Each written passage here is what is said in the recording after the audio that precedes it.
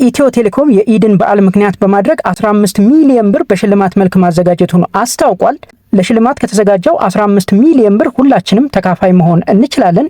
የዚህ እድል ተካፋይ ለመሆን እንደተለመደው የተለያዩ ትራንዛክሽኖችን በቴሌብር ሱፐር አፕ ማከናወን ይጠበቅብናል። ለምሳሌ ያህል ካርድ መሙላት፣ ፓኬጅ መግዛት፣ ገንዘብ ማስተላለፍ፣ ገንዘብ ገቢ ማድረግ፣ የተለያዩ ግብይቶችን ክፍያ መፈጸም፣ ቢል መክፈል እና ሌሎችም መሰል ትራንዛክሽኖችን ስናከናውን የዚህ እድል እጩ ልንሆን እንችላለን ማለት ነው። የዚህ እድል አሸናፊ ልንሆን እንችላለን ማለት ነው። እነኚህን ትራንዛክሽኖች ስናከናውን ግን የዚህ እድል ተካፋይ ለመሆን ቴሌብር ሱፐር አፓችን ላይ ከገባን በኋላ አዲስ የተጨመረ ኦፕሽን አለ። ለዚሁ ዓላማ በሚል የኢድ አልፈጥር ጨዋታ የምትል ኦፕሽን አለች፣ አድ የተደረገች። እሷን ፕረስ አድርገን እንከፍታታለን። የኢድ አልፈጥር ጨዋታ የሚለውን ከከፈት ነው በኋላ ወደዚህ ፔጅ ይወስደናል። እንደምትመለከቱት እዚህ ጋር የጨዋታ ደንብ አለ። የጨዋታ ደንብ ወይም ደግሞ ካምፔይን ሩል የሚል አለ። የጨዋታውን ደንብ ፕረስ አድርገን ስላጨዋወቱ መረጃ ማየት እንችላለን ማለት ነው። እሱን አይተን መጫወት እንችላለን። እዚህ ጋር እንደምትመለከቱት አንድ እድል እንዳለኝ ይናገራል። በየቀኑ ይሄ ፕሮግራም እስከሚያልቅ ድረስ አንድ እድል እናገኛለን። በየቀኑ ይህንን የእድል ጨዋታ ስለከፈትን ብቻ ምንም ትራንዛክሽን ባናከናውን እንኳን በቀን አንድ እድል እናገኛለን ማለት ነው። እዚህ ጋር እንደምትመለከቱት ካርዶችን ይሳቡ ይላል። ስለዚህ መጫወት ከፈለኩኝ ካርዶችን ይሳቡ የምትለዋን ተጭኜ እጫወታለሁ ማለት ነው። ትራንዛክሽኖቹን ለማከናወን ደግሞ በተለመደው መልኩ ሳይሆን እዚሁ የኢድ አልፈጥር ጨዋታ የምትለዋ ኦፕሽን ላይ የተካተተ ነገር አለ።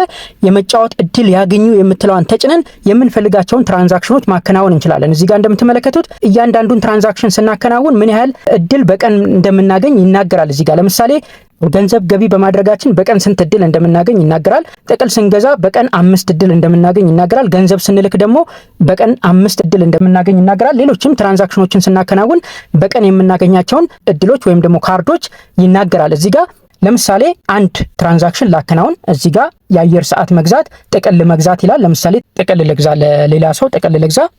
ለምሳሌ ይህንን ጥቅል መግዛት ፈልጌያለሁ። ከዛ በኋላ እከፍላለሁ። በዚህ መልኩ ትራንዛክሽኑን አከናውኛለሁ። ተመልሼ እዛ ጋር ካርድ እንደጨመረልኝ ማየት እችላለሁ ማለት ነው። እንደምትመለከቱት ቅድም አንድ እድል ብቻ ነበረኝ፣ አሁን አንድ እድል ጨመረልኝ ማለት ነው። ተጨማሪ ደግሞ ሌሎች ትራንዛክሽኖችን አከናውኜ ተጨማሪ እድል ማግኘት እችላለሁ ማለት ነው። ስለዚህ እንደዚህ ካርዶችን ካገኘን በኋላ እድሎችን እንዲህ ካገኘን በኋላ አሁን 2 እድል እንዳለኝ እየነገረኝ ነው። እድሎችን እንዲህ ካገኘን በኋላ እዚህ ጋር የተቀመጡትን ፊደሎች ለማግኘት ካርዶችን ይሳቡ የምትለዋን እጫናለሁ። ካርዶችን ይሳቡ የምትለዋን እንደተጫንኩ ወዲያውኑ ተሽከርክረው አንዱን ፊደል ሰጠኝ። እንደምትመለከቱት አንድ ፊደል ሰጠኝ፣ ረ የሚለውን ፊደል ሰጠኝ። ረን አግኝቻለሁ ማለት ነው።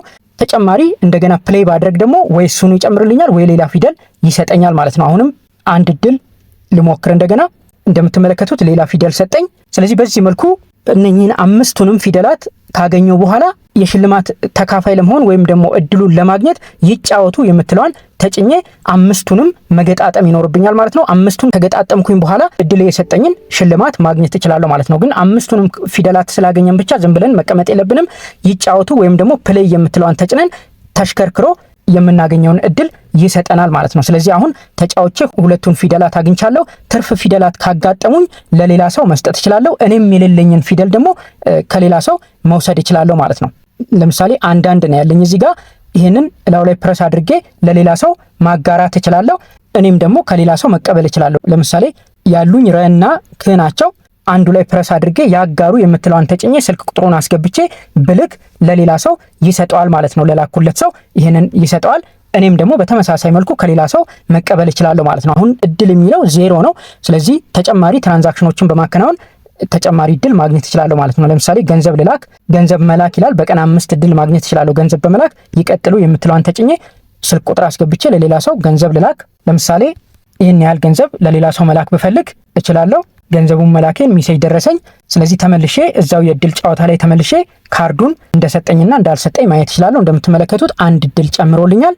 መጫወት ከፈለኩኝ እንደገና ካርዶችን ይሳቡ የምትለዋን ፕረስ አድርጌ ተሽከርክሮ ተጨማሪ ፊደላትን ይሰጠኛል ማለት ነው። እንደምትመለከቱት ድጋሜ ያንኑ ያገኘሁትን ፊደል ነው የጨመረልኝ።